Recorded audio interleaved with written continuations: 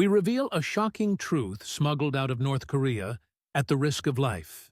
Tower, this is Flight 251. We have an engine malfunction. Attempting emergency landing. Flight 251, return to Pyongyang immediately. I repeat, return to Pyongyang. In that moment, I killed the radio. Then I turned the yoke south. I was the youngest captain in North Korea's Air Koryo. I held a position of glory. So why would I risk everything to fly into forbidden skies? And what was inside the classified cargo hold, something the world was never supposed to see? One choice changed my destiny. I'm a 31-year-old pilot, and this is the truth behind the moment I gambled my life. If you could hit subscribe and give a like before, every day will start with a new, touching story and a happy day. Today's story begins. My name is Park Yun-sung. At 31, I became the youngest captain at Air Koryo. In the North, they called me an aviation hero. It started as a typical day. I was in the pilot's lounge at Sunan Airport sipping tea when an agent from the Bowibu, the State Security Department, walked in. Comrade Captain Park Yun-sung, the party central committee summons you. My stomach dropped. When the Bowibu shows up, it's never good news. But I kept my face blank. Yes, understood. In the car, my mind raced. Had I made a mistake? Did I slip up during a flight? I couldn't think of anything. When we arrived at the party headquarters, I wasn't taken to an interrogation room. Instead, I saw bright lights, cameras, and a broadcast crew. It was a propaganda set. Comrade Yun-sung, our nation's proud aviation hero, has arrived. Director Ri Chol-ho, a close aide to Kim Jong-un, stepped forward. Today, we are filming a special broadcast to share your heroism with all the people. The cameras rolled. By the grace of the great leader and the general, I have the honor of flying our skies. I recited the script I'd memorized. I smiled for the lens, but inside I was uneasy. Why were they suddenly putting me on a pedestal? On the way home, I thought of my father. He was an Air Force pilot who died in the line of duty when I was 12. While sorting through his belongings back then, I had found a tape recorder.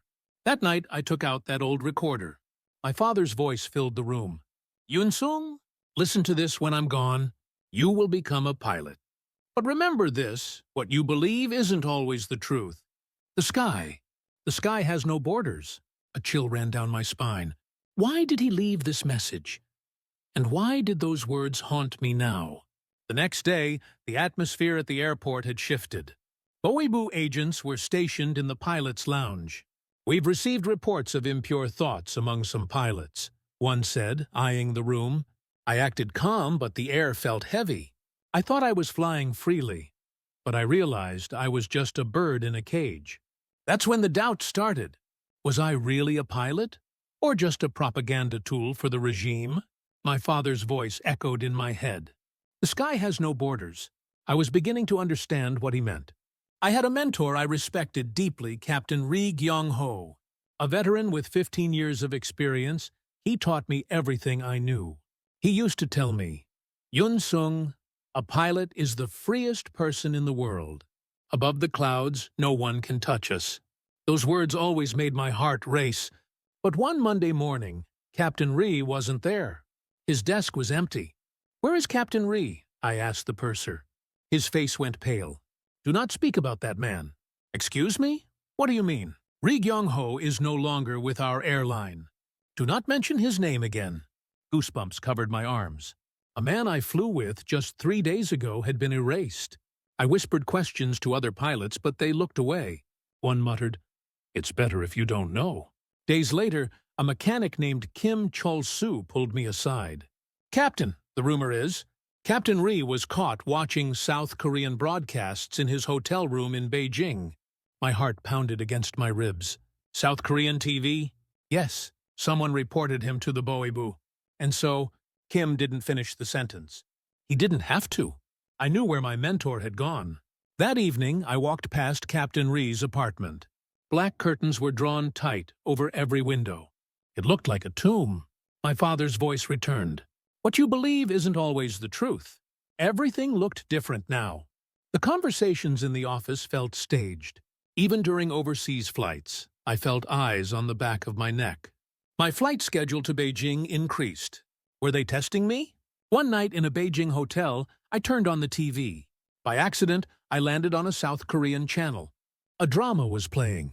People were laughing, talking freely, living lives I couldn't imagine. I thought of Captain Ri. Did he see this too? Is this why he was taken? I changed the channel quickly, but my heart was hammering. Do people really live that freely? On the flight back, I couldn't shake the fear. Where was Captain Ri now? A political prison camp? Or worse? Then it hit me. I could be next. One moment of curiosity, one small slip, one report, and I would be erased. Yun-sung, a pilot is the freest person in the world. Was that true? Were we ever really free? A month after Captain Ri vanished, another blow struck. My mother called, her voice trembling. Yun-sung? It's Yun-jong. What happened to her? She's been sent to the Hamhung coal mines. My mind went blank. Yun-jong was my 26-year-old sister. She worked diligently at a distribution center. He kept making advances, asking her to meet at night, to drink with him. She kept refusing. And he reported her as a dissident, claimed her ideology was impure. She's been sentenced to revolutionary labor. I'll fix this. No, Yun-sung. If you get involved, you'll be in danger too. It's over for her. You have to survive. I sat there, stunned. First my mentor, now my sister. My world was collapsing. But the very next day, a special order came down. Captain Park, urgent cargo transport. The purser handed me a file. It was strange. Destination Beijing. Cargo classified. But there was a condition written in red that I had never seen before. An emergency southward route permissible. A southward route? That meant flying toward the demilitarized zone. Purser, what does this condition mean? I don't know either. Orders from the top. Just follow them. When I checked the cargo, it got stranger. A large metal crate, completely sealed. A red sticker read, "Do not open." Can I ask what's inside? I asked the mechanic. Captain, it's better if you don't know. Just get it there safely. That night, sleep was impossible. I thought of Yun-jong in the mines. I thought of the mysterious cargo. And that phrase southward route permissible kept circling in my mind. Was this a trap? Or was it a chance? My last chance to save Yun-jong? The sky has no borders. I made a decision. Tomorrow, if a moment came, if a warning light flashed, I would make a choice. Yun-jong was dying in a mine. Captain Ri was gone. I was just waiting for my turn to be purged. Was I going to keep flying in this prison? I went home to see my mother. She was waiting in the kitchen, her face grave. Yun-sung, sit down. She pulled out an old box. My father's keepsakes. Your father's death. It wasn't an accident. The air left the room. What? He questioned an order. They told him to bomb a civilian area. He refused. So, her voice cracked. He was purged. They let us live only because his grandfather was a partisan fighter. But we've been watched every day since. The puzzle pieces clicked into place. The tape recorder. The warning. The silence. So father was executed. Yun-sung, you have to survive. You are the only one left. I held my head in my hands. My father's execution. Yun-jong's exile. Captain Ri's disappearance. It was all connected. Mother, is there really no way to save Yun-jong? She shook her head. No one comes back from the mines. Most die within 2 years. No, I shouted. She's 26. She has dreams. Mother grabbed my hand. Yun-sung, leave. Just live. I didn't sleep. I realized that being a good pilot wouldn't save anyone.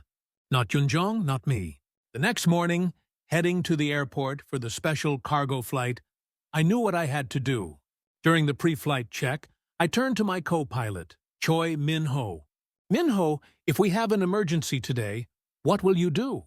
Return to Pyongyang, of course, Captain. What if? Return is impossible? He looked at me like I was crazy. What are you saying? I didn't answer. But I swore to myself if an emergency happens today, I choose a different path. For Yun-jong, for Captain Ri, for my father. I could not stay in this cage. As I started the engines, I thought, this might be my last flight for Air Koryo, or it might be the start of my first real flight. Tower, Air Koryo 251 requesting takeoff. 251, cleared for takeoff. As we sped down the runway, it felt different. It felt like breaking out of prison. Climbing into the sky, I looked down at Pyongyang one last time. Somewhere down there, Yunjong was suffering. Mother was worrying. I'm sorry, Mother, but I have to go. There is no other way. 30 minutes after takeoff, the cockpit alarm screamed. Beep, beep, beep. Captain, engine number 2, malfunction, Minho yelled. I checked the panel. Temperature spiking. Vibration. Standard procedure was to turn back to Pyongyang. But I paused. Was this a malfunction, or was it destiny? Captain, request return immediately. Minho was frantic. I stayed silent for a second. This isn't just a failure, I told myself. This is my ticket out. Minho, stay calm. Let's assess. Captain, the situation is... I'll make the call. Maintain altitude. I calculated quickly. Turn south now, and we hit the DMZ in 15 minutes. We had fuel. One engine was enough. And the document. In emergency southward route permissible. Was someone giving me an opening? Captain, Pyongyang Tower demands a status report. The radio crackled. 251, report status. I gripped the mic. This was the turning point of my life. Tower, this is Flight 251, engine failure. Attempting emergency landing. 251, return to Pyongyang. I repeat, return to Pyongyang. I reached over and switched off the radio. Captain, what are you doing? Minho screamed. Minho, I'm sorry, but I'm making a different choice. I banked the plane hard. The compass swung to 180 degrees. Due south, Minho grabbed my arm. Captain, snap out of it, we'll all die. We won't die. We're doing this to live. I dialed in a new frequency. South Korean air traffic control. I had memorized it years ago, praying for a day like this. Seoul Tower, this is a North Korean aircraft. Emergency. Requesting immediate landing. Silence. Then a voice. North Korean aircraft, this is Seoul Tower. Confirm emergency. My heart hammered. It worked. They answered. Engine failure. And we request asylum. Minho froze. Captain, are you? Yes. We are defecting. The radio came back, urgent but clear. Emergency aircraft. Approach Seoul Air Base allowed. Heading 090. Tears stung my eyes. Finally, I was flying to freedom. Behind us, Pyongyang was screaming into the dead radio. But I wasn't listening anymore. The southern sky was getting closer. A new life was waiting. As we crossed the DMZ, my hands shook. On the radar, dots appeared. Emergency aircraft, this the Republic of Korea Air Force. We will escort you. I looked out the window. 2 KF-16 fighters pulled up alongside us. It wasn't scary, it was beautiful. They weren't here to shoot me down. They were here to protect me. Minho stared out the window. Captain, those are South Korean jets. Yes, we are in their sky now. Seoul Air Base came into view. The runway, fire trucks, ambulances. Before landing, I glanced back north one last time. Yunjong, are you watching? Mother, forgive me. I couldn't go back. I had crossed the river of no return. Landing now. I pulled the yoke. Thud. The wheels touched South Korean soil. I burst into tears. I did it. I actually did it. Soldiers ran toward the plane, but they didn't aim their guns. An officer spoke through a megaphone. Pilots, you have arrived safely. Please exit slowly. I opened the cockpit door. My legs felt like jelly as I walked down the stairs. A South Korean colonel approached. Captain, well done. It's okay now. That simple phrase broke me. It's okay. In the North, it was never okay. It was always fear, always surveillance. Is it? Is it really okay? I asked, sobbing. Yes, this is the Republic of Korea. You are safe. An intelligence officer, Chief Kim, approached me. Captain Park, I'll be handling your case. He was surprisingly gentle. Let's get you a medical checkup first. We can talk later. No rush. In the infirmary, a nurse checked my vitals. Your blood pressure is very high. You must be nervous. I've been nervous my whole life, I said. Rest now. You're safe here. That night, alone in a temporary room, the silence was profound. No watchers. No fear. I looked out the window at the Seoul night sky. The stars looked the same, but they felt different. I held a cell phone for the first time. Chief Kim had lent it to me. "You can call anywhere in the world," he had said. "Can I call the North?" I asked. That might be difficult. The reality hit me then. I had left Yunjong and Mother behind, but I didn't regret it. I would build a life here. I would find a way to bring them out. Holding on to that hope, I fell asleep. Days later, the debriefing began. The atmosphere was nothing like I expected. "Captain Park, speak freely. Here, you are not a criminal. You are a victim." Those words warmed my chest. A victim. In the North, I would be a traitor. Will I really not be punished? Of course not. You are a citizen of the Republic of Korea now. Chief Kim listened to my story with empathy. When I spoke of my family, he looked genuinely pained. "We will look for ways to bring your family here. It will take time, but don't give up." A month later, I was transferred to Hanawon, the Settlement Support Center. Stepping off the bus, it felt like a school campus. Clean buildings, green grass, people walking freely. "You will spend 3 months here, learning how to adapt to South Korean society," an instructor explained. The classes were a series of shocks. Banks keep your money safe. You can travel anywhere you want. You choose your own job. It felt like a dream. The biggest shock was the field trip to a supermarket called Lotte Mart. I stood frozen at the entrance. Endless aisles, thousands of products. Bananas, apples, meat, fish piled high. "Can I buy all of this?" I asked, dazed. "If you have the money, you can buy anything." I thought of Yunjong. She loved bananas. Here, they were stacked like common firewood. That night, I wrote a letter to her that I couldn't send. "Yunjong, this place is heaven. You can eat all the bananas you want.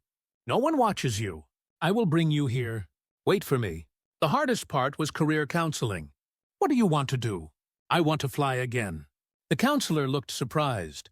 "A pilot? You'd have to get all your licenses from scratch here." "I don't care. I only know the sky." From that day, my new battle began. After leaving Hanawon, I moved into a small studio, apartment on the outskirts of Seoul. The government gave me some settlement money. It was small, barely bigger. The cockpit was mine. I immediately enrolled in an English academy. To be a pilot in the South, English mandatory. "I want to sign up for the beginner class," I told the receptionist. "How old are you?" 34. She looked at me, confused. "Usually this class is for middle schoolers." "It's fine. I need to learn the alphabet." I sat in a classroom with teenagers chanting A, B, C. It was embarrassing, but I was desperate. At the same time, I enrolled in aviation school. "You flew in the North?" the instructor asked. "That's impressive. But here you start at zero." He was right. Aerodynamics, aviation law, meteorology, everything was different. Flying the small Cessna 172 was the hardest part.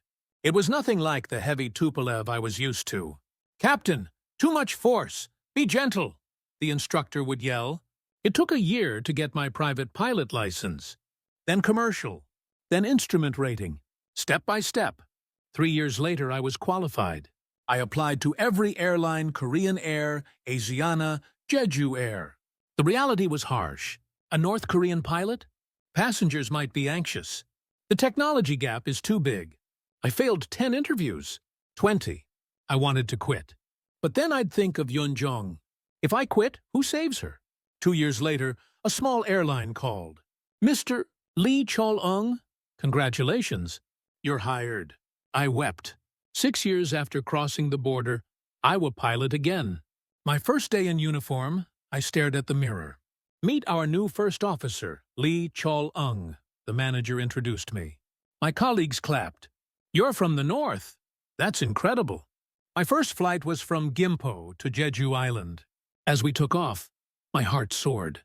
I was flying again. But this time I was free.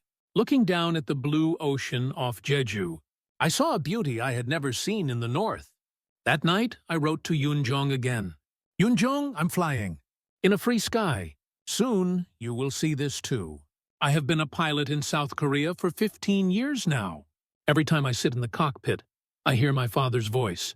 The sky has no borders." He was right. I eventually managed to bring my mother and Yunjong to Seoul. We are together now. Sometimes I wonder what would have happened if I hadn't turned the plane that day. But I have no regrets. If you are facing a choice that scares you, don't be afraid. Sometimes you have to risk everything to find your true path. My dream now is to one day route between Pyongyang and Seoul, to fly in a sky that is truly borderless. If you listen to the end, please leave a comment. Thank you.